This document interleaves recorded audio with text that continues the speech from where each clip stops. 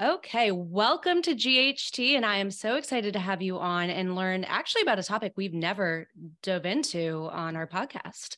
So, all about longevity, and we want to obviously focus a little bit on gut health for all of our listeners who found our little corner of the internet. So, talk to me a little bit about the connection of longevity. I also want to bring in biological age because actually I was reading your book and I found it really interesting the way that you use metaphors. So talk to us a little bit about what longevity and biological age mean to you.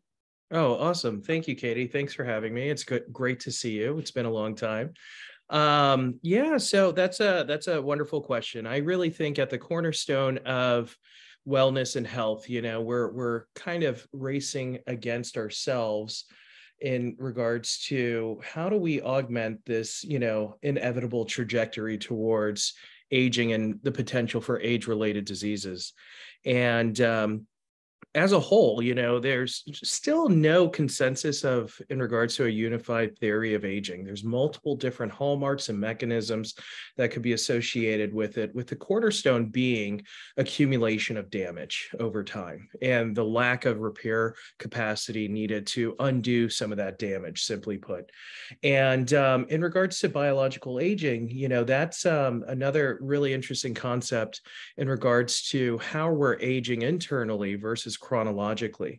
And the rate for which we're aging internally could be heavily predicated based on multiple different factors, signals, and inputs, as I kind of list in the book. I actually break it down in terms in the book of what I've call your biological 401k, your biological health savings account. Mm-hmm. Essentially, we all have this biological health savings account for which we're making daily deposits and withdrawals to. And those different deposits and withdrawals are in the forms of epigenetic currency or different signals and inputs that influence gene expression. Obviously, our deposits could include everything favorable in regards to sleep, diet, exercise, sleep, nutrition, meaning and purpose, healthy relationships.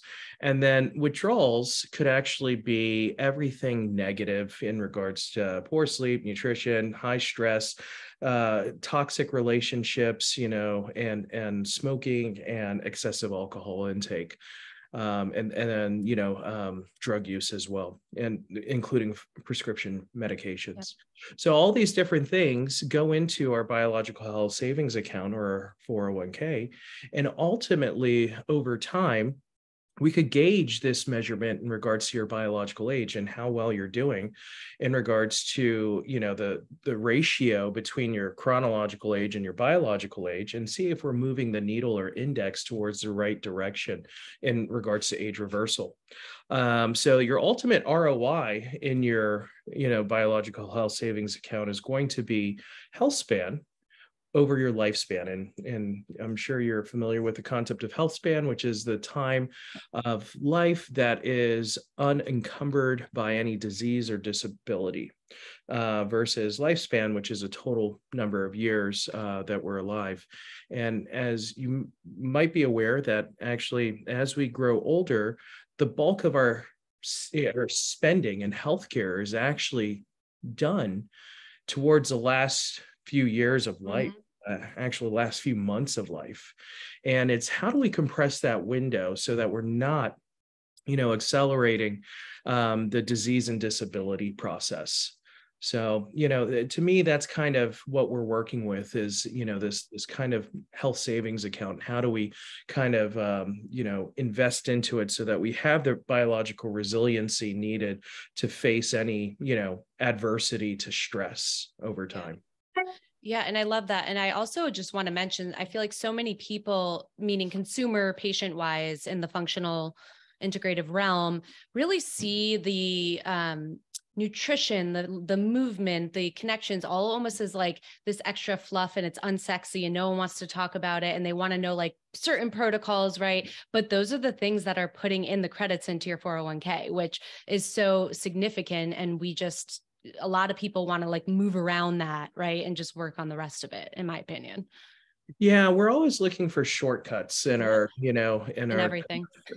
convenience-led society, where we're looking for the magic bullet that could kind of, Hmm. be taken to undo the damage that we Yeah. accumulate. And unfortunately, even with all these different interventions that are out there, I don't think there is a magic bullet. I don't think there is a shortcut. I don't think, unfortunately, there's a fountain of youth.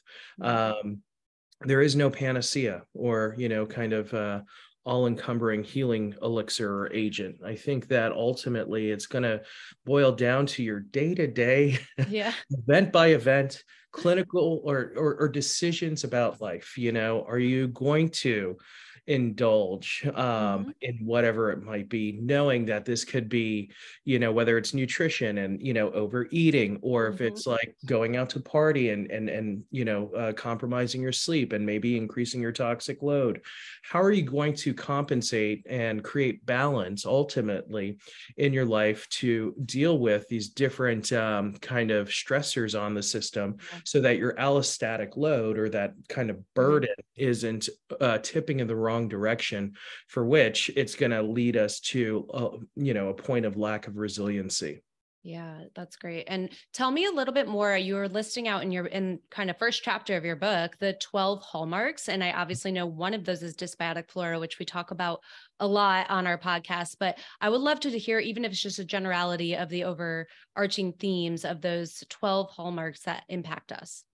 Well, actually, the 12 have been recently updated. So Oh. originally in 2013, Lopez et al. And his team from around the world came to a conclusion and published in Cell, the major journal Cell, that there are these 9 hallmarks of aging originally in 2013. And then more recently, after 10 years, in January of 2023, this year, they've updated it to 12 hallmarks of aging, adding on 3 key additional hallmarks, which was, dysregulated macroautophagy, Mhm. chronic inflammation, and dysbiosis, which I think are very, very important components linking aging to the gut process. Um, Excellent. but overall, again, back to that conversation that there is no set kind of unified theory of aging. What is accepted are the hallmarks of aging, and just simply put, there are 12 of them now, and they're divided into 3 different kind of categories: primary, antagonistic, and integrative. Your primary hallmarks of aging include genomic instability, telomere attrition, epigenetic alterations, loss of proteostasis, and then that new disabled macroautophagy. And then your antagonistic hallmarks include deregulated nutrient sensing, mitochondrial dysfunction, and increased cellular senescence. And then your integrative kind of terminal hallmarks include stem cell exhaustion, altered intercellular communication, Mhm. chronic inflammation, and dysbiosis. Now, I think we have the opportunity clinically to kind of touch on all these hallmarks, because these hallmarks of aging mediate every single pathophysiological process in the body or disease developmental process in the body. Starting off with genomic instability, there are numerous different genotoxic substances that are found environmentally that are going to lead to your body's inability to repair some of those genetic insults that take place, and lead to ultimately multiple very harsh kind of mutations to the DNA. There's these thymine dimers, and just broken strands and all sorts of different molecular things that could happen to DNA with time. So being cognizant of these different factors, whether it's using UV blocking kind of sunscreen, which is Mhm. actually very powerful ionizing kind of factor that influences our DNA, to mitigating environmental exposures and chemicals. All those different things influence genomic instability. Now, telomere attrition is a very interesting one in regards to at the ends of our chromosomes, we have these little caps Mhm. of basically um, bunch of TAGs, tags, towards the end of the chromosomes. And after every single mitotic or division or cell division, that little cap starts to kind of go down in regards to activity. And over time, those little caps or think about it as like the caps at the end of shoelaces. And over time, those shoelaces begin to kind of frail towards the end. That's what happens over time with telomeres. Now, there's very interesting research, in regards to things that you could do to reverse telomere attrition. There's actually some products like, there's a product derived from astragalus, the traditional Chinese medicine, astragalus, which is traditionally used as a respiratory tonic, that's been shown to have a compound within it that's been shown to help with enhancing telomerase activity. Hyperbaric oxygen therapy. There's some signals. There was a study published out of Israel a few years back that looked at hyperbaric oxygen therapy and its effect on telomere or telomerase activity, showing improvement. But one of our greatest opportunities for enhancing telomeres in general is going to be exercise, right? So that's telomeres. Epigenetic alteration, and refers to basically all these different signals and inputs in the environment. I usually say, hey, our greatest opportunity epigenetically is going to be food, And the class that I teach at George Washington University, the Omics of Medicine, week 3 is our nutrigenomic course or lecture.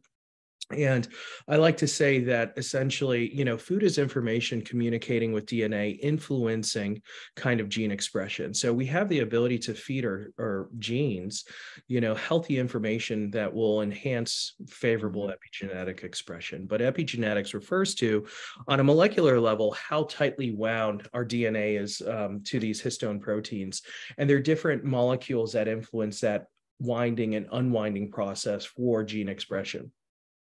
Loss of proteostasis is just basically the accumulation of these misfolded proteins, and that's kind of a hallmark of Alzheimer's disease and different neurodegenerative disorders. Disabled macroautophagy is basically our internal cellular recycling system, and sometimes we just don't fast enough, and we don't have the ability to kind of induce your body's own ability to remove these damaged organelles, whether it's mitophagy of the mitochondria, ribophagy of the ribosomes. There are all these different ways that your body removes these damaged kind of organelles. Dysregulated or deregulated nutrient sensing refers to basically, as our body gets older, a lot of different key signaling pathway, most notably AMP kinase and glucose, insulin-like glucose factor, plays a role in whether or not we're going to have proliferative physiology, and that could influence our kind of disease disposition. So this has to deal with, again, feeding and fasting being the narrative for a lot of these hallmarks, because if we're not fasting enough, our body doesn't have the ability to kind of turn off or turn on these different repair mechanisms internally. Mitochondrial dysfunction, we all know that one. There's multiple things that could lead to mitochondrial uncoupling and damage as a whole. And there are different ways to enhance mitochondrial function. There's several different supplements, urolithin A, CoQ10, PQQ, and so forth. Cellular senescence is one that I actually would like to unpack with you a little bit further, because I feel as though this hallmark is actually one of our greatest opportunities in regards to augmenting the aging trajectory. So cellular senescence refers to basically cells that have accumulated enough damage over time, but are not removed via apoptosis or programmed cell death, or through autophagy, or that cellular recycling system that we kind of mentioned. And what ends up happening is that actually these cells that reach their end mitotic endpoint, or what's called the Hayflick limit, are locked into this kind of suspended state of animation, where they're still metabolically active, oftentimes locked into what's called the G2 phase of a cell cycle. And they're still metabolically active, producing different kind of signals. They call these signals SASP signaling, senescent associated secretory phenotype. And this is where they get the nickname zombie cells, because they actually release this sap, which accelerate the aging process by converting other healthy cells around them into senescent cells. Simply put, there are a lot of molecular mechanisms that I'm not going to get into to save you that great detail. But needless to say, right now, there's a abundant amount of research going into this field. There are multiple different biotech companies that are just dedicated to senescent cells. And I would say, you know, Mayo Clinic is actually leading the charge right now in regards to Dr. Kirkland's lab, looking at all these different synotherapeutic agents that are going to go in there and helpfully modulate the accumulation of these senescent zombie cells. Stem cell exhaustion, one of the integrative hallmarks is, simply put, you know, you lack those CD34 stem cell pluripotential cells needed for regenerative capacity. Now, this is a very interesting area of research. There's something called the Yamanaka factors, which, you know, is a Nobel Prize, actually, few years back, where if you could reactivate these quote unquote Yamanaka factors, these very specific key gene regulators, you could actually rejuvenate stem cells. So that's another very interesting area of research and development right now. Altered intercellular communication is very interesting, because this refers to, and what I think of in looking back at this homotoxicology model to health and wellness. So back in the day, in 20s, 30s, there was a German researcher named Dr. Hans Reckewig. And Dr. Reckewig gave this term of homotoxicology. And homotoxicology refers to how there are different phases of the pathophysiological process with people. And over time, if you can't eliminate some sort of inflammagen, antigen, or whatever it is, your body ultimately impregnates it.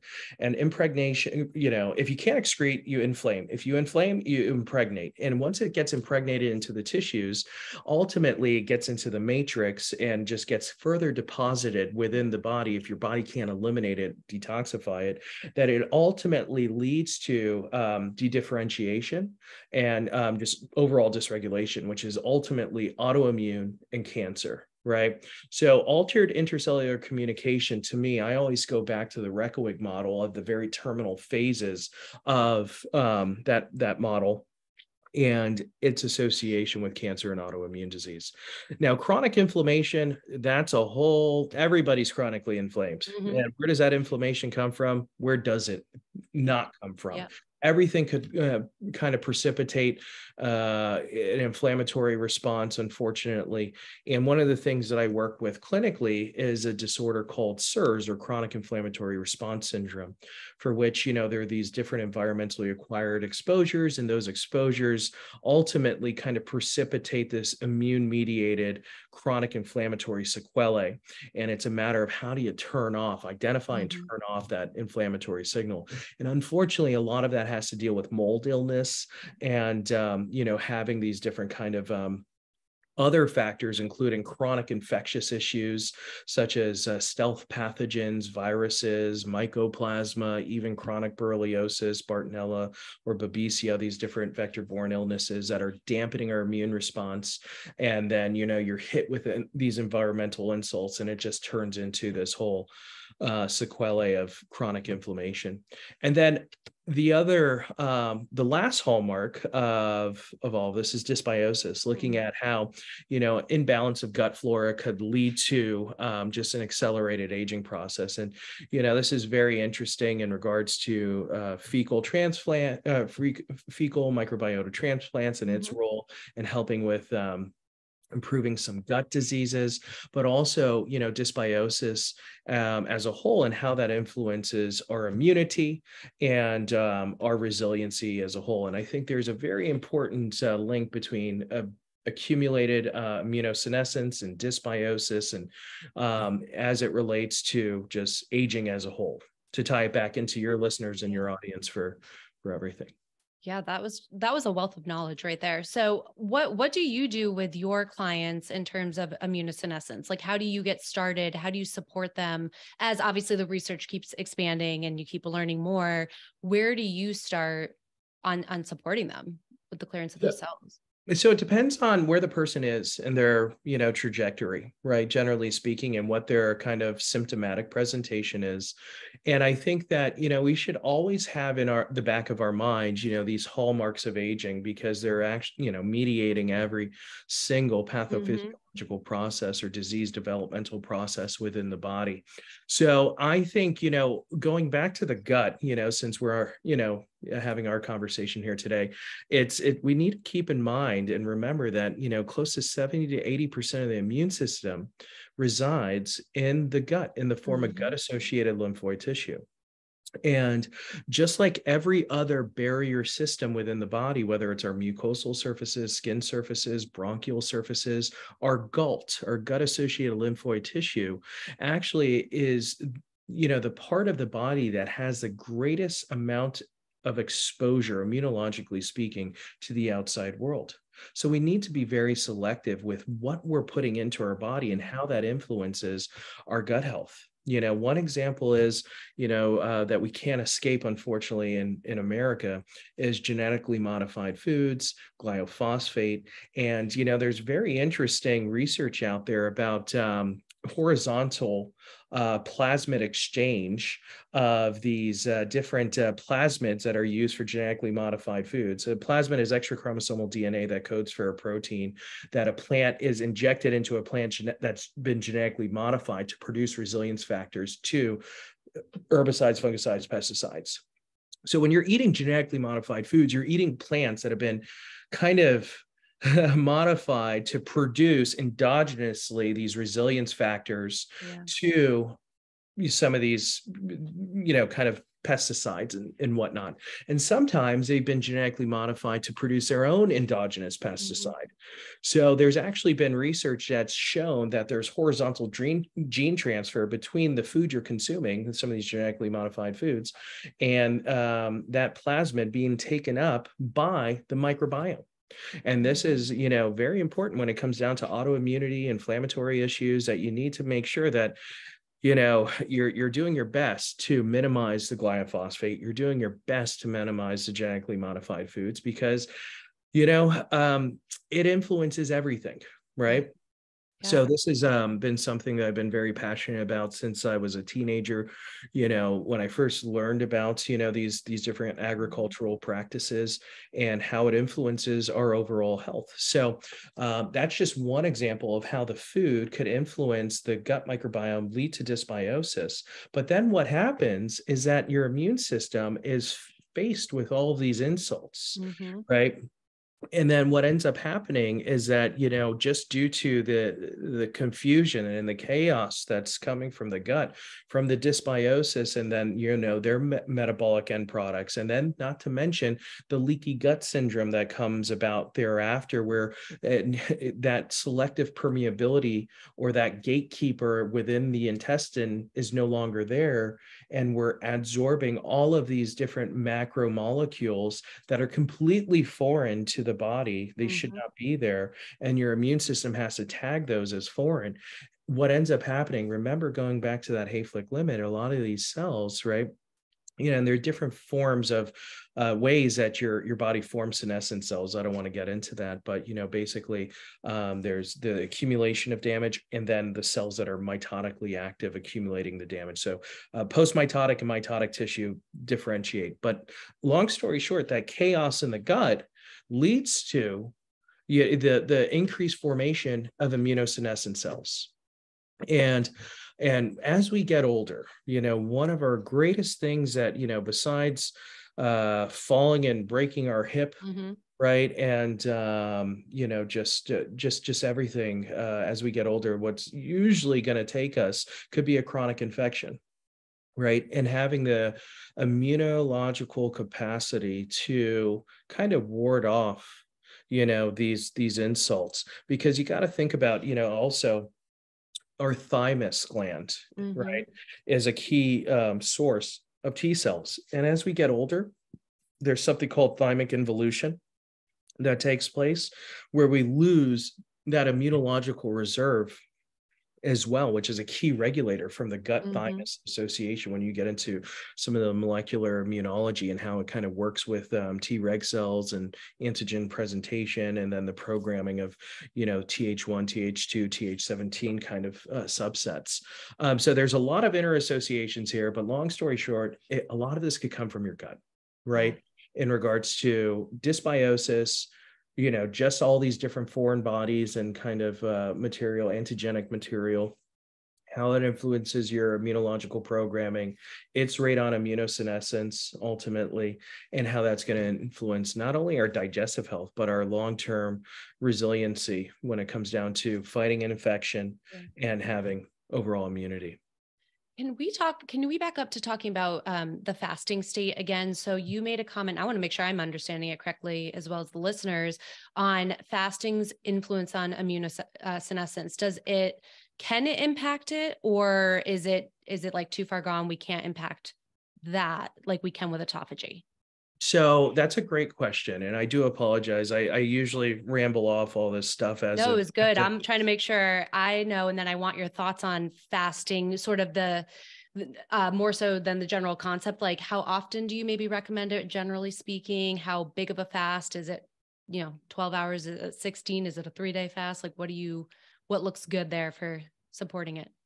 So let's start off there real quickly. I think that it's very individualized, right? And I honestly don't, if you're to look at some of the studies right now that have around fasting as a whole, I don't feel as though it's been well balanced between gender, right? Yep. And I think that it's a very individualized kind of state. And I don't recommend fasting to everybody because it is a stress on the body. And if you already have low resiliency to begin with, or a high allostatic load or adrenal,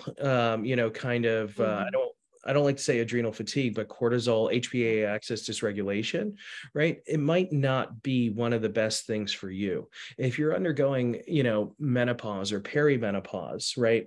Going in there and further depleting yourself through fasting could potentially exacerbate things, So again, it's very gender, I think, specific and time specific, and kind of looking at the big, I call it an audit, biological health audit, where we look at kind of where you're at with things. What's your adrenal health look like? What's your endocrine system look like in regards to your hormonal status?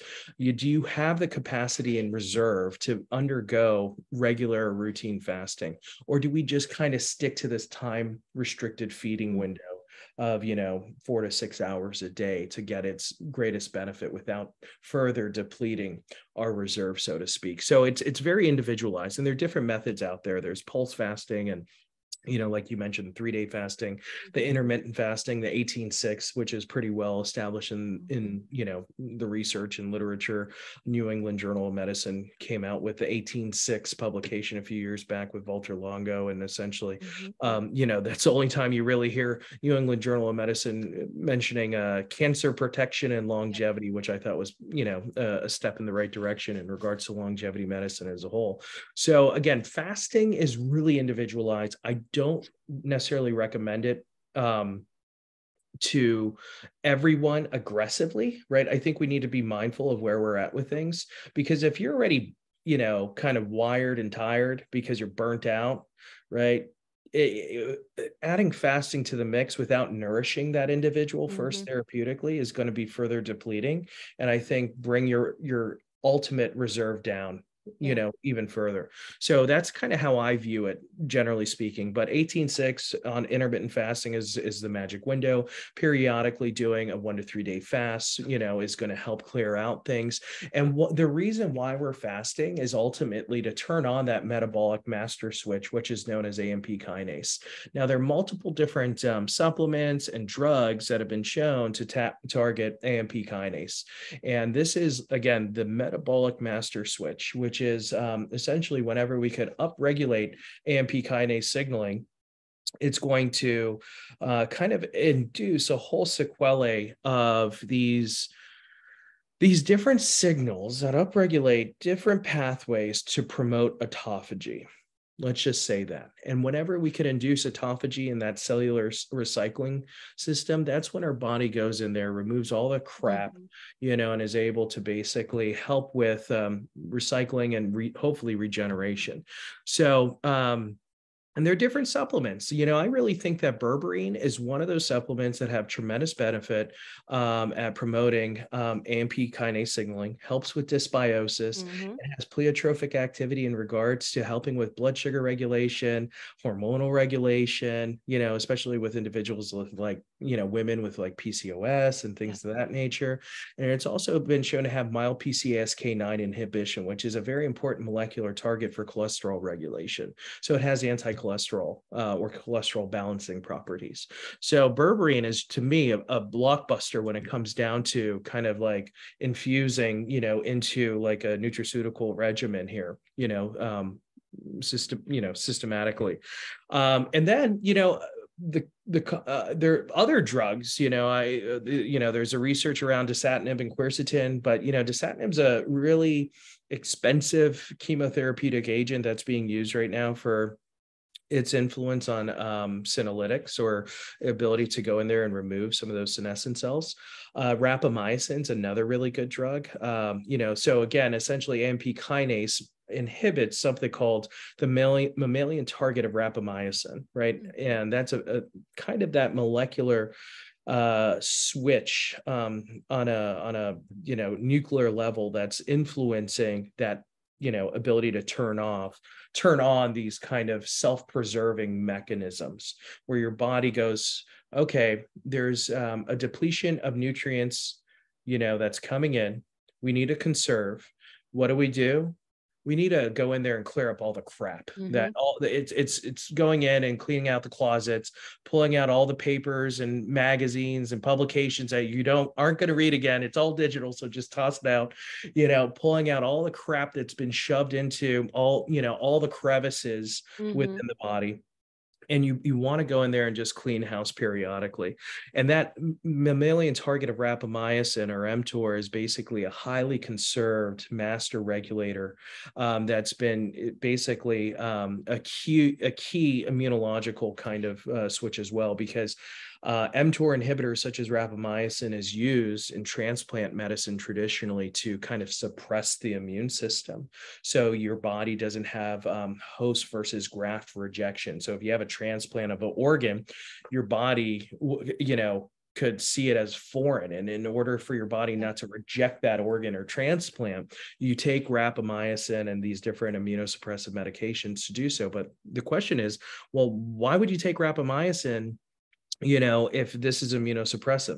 Well, this kind of gets into the dose-dependent response in regards to, lower levels and pulse fashions has been shown to actually have more of an immune modulating kind of benefit in regards to, inducing and inhibiting that mTOR, turning on autophagy, and clearing out some of these unwanted shitty cells, Yeah. Is there research on metformin for this? So metformin actually has been shown to target, 9 of the traditional hallmarks of aging. Wow. Right. So it actually is quite wonderful in regards to targeting all these different areas. It's works a little bit differently in regards to signaling, right? It will work on AMP kinase, which will inhibit mTOR. It does have, again, ultimately multiple notable different molecular targets that just work on as a whole, helping with inflammation, autophagy, cellular survival, stress, and everything else, but it's a little bit different comparatively. So metformin in the anti-aging space is been shown to help with targeting those key hallmarks of aging, but it's not something that I readily kind of endorse. If people want it, I'm not opposed to it, especially if they're leaning into pre-diabetes. Yeah. However, I would make the argument that berberine could have similar benefits without some of the kind of unwanted side effects of metformin, which could include, lactic acidosis, decrease exercise adaptive capacity, some mitochondrial insults, and also B12 micronutrient Yeah. displacement. There's multiple kind of things that you need to look at when pulling the trigger on metformin Do you see specifically. with berberine use? I mean, I do this with my clients, but doing kind of like a 3 weeks on, 1 week off situation or some version of that just to not cause too much dysbiotic flora from overuse of an antimicrobial? So it's interesting. It depends. I think that's also dose dependent. I think that I do rotate it personally. Mm-hmm. But it's one of those things, especially if you're using berberine for its like maybe AMP kinase Yeah. inhibiting kind of things. I like more of the hit and run fashion where you might pulse it with maybe fisetin or, quercetin or some of these Mm-hmm. other flavonoids, if that's your goal and intention. Pulse it and then stop it and then Yeah. just kind of recalibrate and rebalance. So again, I don't have protocols per Yeah. se. It's really N of one. So like, one of the biggest things that I kind of profess in medicine is N of one medicine. And, Yeah. I just got Love back that. last week from the University of Pennsylvania after Mhm. attending a wonderful conference on the Precision Medicine Leadership Summit, and top researchers from all these major academic institutions from around the world were there presenting their, their kind of multi-omic care. And, a couple of key takeaways that I got from this conference was precision medicine is the future, right? Yep. Precision medicine using a functional medicine kind of Mhm. paradigm and framework is going to what's going to lead the charge as a whole at, kind of undoing the mess that we're in regards to this kind of sick care system that we Mhm. have currently. And leveraging, pharmaceuticals for their true intention and purposes, if needed, if we're not able to move the needle, or if we need to acutely medically stabilize somebody, So I'm not going to, sit here and demonize all Mm-mm. allopathic drugs or medications or anything else like that. But I definitely think that everything has its role and its purpose, and it becomes N of one. And that's, again, going back to the class that I teach at GW, George Washington University, to the fellowship in integrative medicine. I'm the course director of the omics of medicine class, and I really take omics and medicine very seriously. And that's what they were kind of preaching at UPenn. Is basically we have this framework where we need to start looking at genomics, transcriptomics, proteomics, metabolomics, microbiomics, Mhm. epigenetics. And that's what I do in my private clinical practice, Yep. is basically I kind of run the gauntlet with somebody in regards to understanding where we're at in their kind of snapshot in time of their kind of phenotypical expression. And the phenotype refers to your physical expression of your body. And, there are different metrics of phenotype, including, height, weight, BMI, blood pressure is a great, kind of biometric component to gauge this and whatnot. So, but I like to connect those molecular dots from genome to pathophenome, or from DNA to disease and dysfunction. And starting off with that genomic component, I use transcriptomics when it comes down to some of my more sicker individuals to kind of see what the molecular signature is showing there, how the DNA is being expressed. And then I, again, advanced proteomics with looking at various kind of patterns that you could see. And the four biggest patterns that I typically see clinically is inflammation, oxidation, ischemia, and immune dysregulation. Those are the four biggest patterns that we will see clinically: inflammation, oxidation, ischemia, and immune dysregulation. So once we see some of those proteomic signatures consistent with that, what do? Why? You got to ask Yeah. why. Why is this happening? Yeah. Right. And keep, looking for the root cause analysis of what it is in their exposome, what they're being Mhm. exposed to, that is mediating this kind of process. And that's another thing that I do is exposome testing and envirobiomic testing. So I kind of, when I see people, I go in. Yeah. And I'm not trying to become your doctor and replace your primary care provider at all, but I'm trying to become more of your health intelligence partner so that I'm able to kind of unpack all these different variables that is you. And Yeah. yeah. Can you explain, just for anyone who might not understand, what the oxidation piece of that puzzle is? So oxidation, we all know what inflammation Yeah. is. Oxidation is basically loss of an electron on a molecular level leads to oxidation. And that loss of an electron it could be triggered by free radicals. Mm-hmm. Free radicals are basically these different hungry molecules that are looking to scarf up extra electrons in their valency so it could complete its orbit. I use the analogy: you cut open an apple, you watch it turn brown, that's oxidation. That's what's happening to our tissues. And if you were to take a little bit of lemon juice and squeeze it over that apple, it's not going to oxidize as quickly because of its antioxidants that's in the citric acid in there, and that's going to prevent it from oxidizing so readily. So oxidation is loss of electron, usually triggered by free radical damage. And it's basically the rusting of a cell. We're either rusting or rotting, and most people are doing both all at the same time. And Is there a way that you at least assess your patients in clinic as to how the oxidation state is? Is there a specific test? Is it more signs and symptoms and complaints? So I got into a technique when I was a younger lad and analyzing blood. So I actually got into it by a high school wrestling coach that got me into jiu-jitsu. I was working when I was 16 years old. I started working at Whole Foods. That's where I got brainwashed into, oh my God, we need to care about the food we're eating. We need to care about our planet. We need to care about our medical system. We need to change, and actually, so, at the age of 16, I got kind of thrown into this world of natural medicine, learning about all the supplements. I didn't want to become a medical doctor. I probably shouldn't say that, but I didn't want to become a medical doctor. However, the former dean of Bastyr University, Dr. Bill Mitchell, him and I were standing around a campfire in North Carolina when I was 18 years old, and he basically told me to become an MD and circle back and integrate all the naturopathic modalities. One of these different modalities that I picked up, that's not, naturopath or anything. It was basically this technique using dark field phase contrast microscopy to analyze undenatured peripheral blood. So when I was 19, flew out to Chicago, got certified in this technique, bought a scope, started analyzing everybody's blood. It's also known as nutritional microscopy. And I thought I wanted to become a hematopathologist.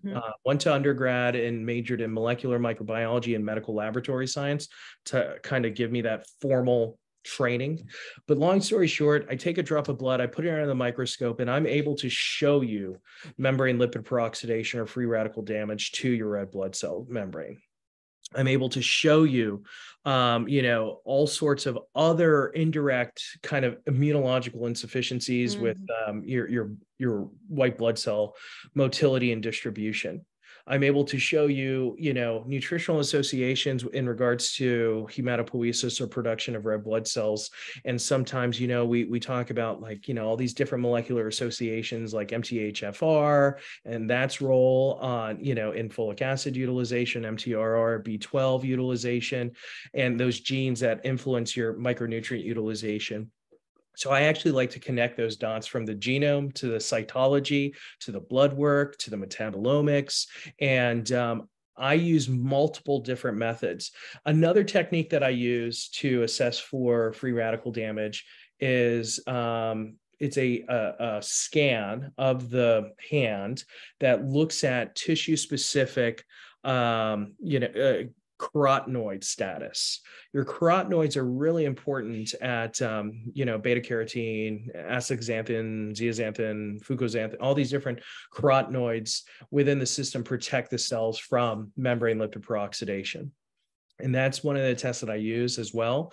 It's a quick, simple in-office scan. So if you can't afford all my crazy testing, I have a handful of little tools that we could use to better assess that. There's also a urinary malendialdehyde test that you could run, a urine test that they have these little strips. You could buy it off of Amazon. And that's a really great tool for looking at malendialdehyde and lipid peroxidation. Because if this starts accumulating in our system, bad news for our cells. Yeah, your practice really is going to thrive with people who want to see data, especially, you know, so it's like taking blood chem from like a functional lens to like 10 levels deeper, more than like 100 levels deeper. That's really cool. So it's really going to do well with that, or people who just thrive on data, right? Like who want to jump in. And there's so many people like that numbers, data, tests drive their adherence to wellness, right? That's what I do. It's That's awesome. I do N of one medicine, data-driven decisions that's basically connecting the molecular omic dots, So just to, I prefer when people come and see me to go through the gauntlet, as I call it. But, my advanced translational precision medicine program where we're running everything. Yeah. It is a bit of an investment right now, but I do think that, I'm actually in meetings with different biotech companies and consulting right now so that we could actually aggregate these different technologies, compress the window, have a single kind of kit that we could run all these different tests and all sorts of stuff. That's I probably said too much, but that's in the work right now to kind of push this narrative of N of one multi-omic medicine to the forefront of individualized care. Yeah, that's amazing. And so for anyone who is like interested in what we're saying and wants to learn more, but maybe they're not quite there yet, right? Like, are there some simple takeaways that they can do, whether it's supplements or certain labs that they can even reflect back on that they might have from their PCP ever run, or nutrition that they can start to implement to support this longevity GALT process that we're talking about today? So all of those are very important things. I think some of the key takeaways is still going to be focusing on what you had mentioned at the beginning of our conversation is eating whole food, eating real food, right? And making sure that, where it's sourced and, that it's clean. And again, you don't have to be hypercritical about it to the point where you can't enjoy yourself and enjoy life. 80-20 rule, try to live by that 80-20 rule and be kind of dialed in with the foods you're eating and knowing where it's sourced and knowing how it influences you. Biomarkers, I mean, the labs that your PCP runs sucks. I'm sorry. It's bullshit. Right. And the reality is like, how many people are like, oh, my doctor ran this. I'm like, oh, I can't do jack shit with this. Yeah. This is here. You might as well wipe your ass of it. I hate to say it, but it doesn't tell you much, right? Okay, your LFTs, great information. Your kidney status, great information. Electrolytes are all great, but you have to be really freaking sick in the hospital to see major perturbations in those labs, right? You might see some beginning transaminitis with, increased ALT, more ALT than AST associated with fatty liver disease. You might see your creatinine bumping up because of maybe, the microalbumin creatinine ratio due to insulin resistance. Your A1C, I think, is one of the great biomarkers of aging. It's looking at that advanced glycated end product reflection, which is, ages as a whole, advanced glycated end products. It's a cross-linking of protein and sugars. So I think that has some utility. Looking at a lipid profile is great, but most docs that I speak to are still looking at it through the lens of the 1950s, right? Where we're like, all right, your total cholesterol is this, your HDL is that, your LDL, bad cholesterol is that, and your triglycerides is this. That's great. That's important. But I think it's important to dive a little bit deeper into particle size and other key biomarkers associated with dyslipidemia, including ApoB, Lp(a), F2 isoprostanes, Lp(PLA2), MPO, TMAO, all those other biomarkers to give you a more comprehensive association. And like, for example, the TMAO is an indirect cardiometabolic reflection of gut dysbiosis and cardiovascular health, right? So they're linking at, these different dots are very important to make sure that we're not missing something because, we want to be preventative. We want to use scientific wellness to gauge our health trajectory. And again, a lot of this is from the visionary leaders within the space, including, Jeffrey Bland from the Institute for Functional Medicine. And I would say one of the guys that he really likes to give credit to is Dr. Leroy Hood from the Institute of Systems Biology. So I'm in the middle of Dr. Hood's book right now, Leroy Hood, The Age of Scientific Wellness, co-authored with Nathan Price. And these two guys are freaking brilliant, right? And they're the ones that are pushing this narrative of scientific wellness, omics of medicine, connecting the dots, and they're trying to bring it to the masses. So I really think there's going to be a huge paradigm shift in regards to how we're looking at things. Exercise, you got to exercise, I built my new practice location right outside my jujitsu school. You open the back door, I walk off the mats and shower, my office is right there. I intentionally set it up so that I could be close to my community, which is another very important blue zone association, or, blue zones where all the centenarians are, is having a sense of community. And my community that I love and support are my jujitsu guys. That's it. I've been training since I was a teenager. And, I just, we're always falling prey to injuries and whatnot. And I just want to help my guys recover and regenerate faster. So I built out my practice right there so that I can be close to my team. So exercise is critical. I'm not telling everybody to go train jujitsu. I do think it's a great, discipline. But, hike, go out in nature, go ski balling or whatever, skee ball, or is that skee ball? No, that's not what it is. Oh man, what do they call that? A pickleball. Oh, pickleball. I was like, yeah. Skee ball. I mean, skee ball. Skee ball is the one you do in the too. bar. That's arcade. That's do both. Go outside and play. Have fun, enjoy what the hell you're doing, right? Joy, cultivate joyful movement, laughter. The only thing I ever really watch on TV is stand-up comedy. That's it. Like, I just want to laugh, and enjoy things, and talk shit and have fun. That's it. So those are all very important things. Supplement wise, that's a whole nother conversation. It's very particular to the individual. I do recommend, berberine's a good one to look into, but I would obviously check in with your provider prior, just even some of the stuff we mentioned previously, but maybe there's like a checking on your vitamin D. I don't know, into terms of things that might be beneficial for someone. Yeah, no, I think, looking at vitamin D, B12, folic acid, homocysteine, your complete iron dynamics with the ferritin, looking at, again, the advanced lipid profile, CBC, CMP, complete hormone analysis is also very important, with the ACTH and cortisol level done first thing in the morning as early as possible. And again, even that's not that accurate. You'd want a 4-point kind of salivary cortisol profile to better kind of capture that. But again, there's so many different things to look at and quantify. I'm all about the quantified self and scientific wellness, and how do we push this narrative of N of one medicine forward? Because, I love my colleagues in primary care and family medicine. However, my program director from the University of Maryland is my dear friend. I hang out with him on the weekends. We go watch his son's baseball games and all sorts of stuff. He has no clue what the hell I'm talking about. Yeah. I'm sure a lot of people don't. And at the heart of it, though, he should be the, with this position. But he sends me patients and everything else. And he's like, you know what? And it's not to take away from other family physicians. I feel as though that we're under the constraints of conventional insurance-driven sick care system, where it's really hard to have this conversation about health optimization, because we're so hyper fixated. Oh my gosh, your blood pressure and your cholesterol, take these drugs, try to diet and exercise. We'll see you in a little bit to reassess your blood pressure, cholesterol, and diabetes. And it becomes very unfortunate, because there's a lot of, education that needs to go into, I think, reversing this damage, so to speak.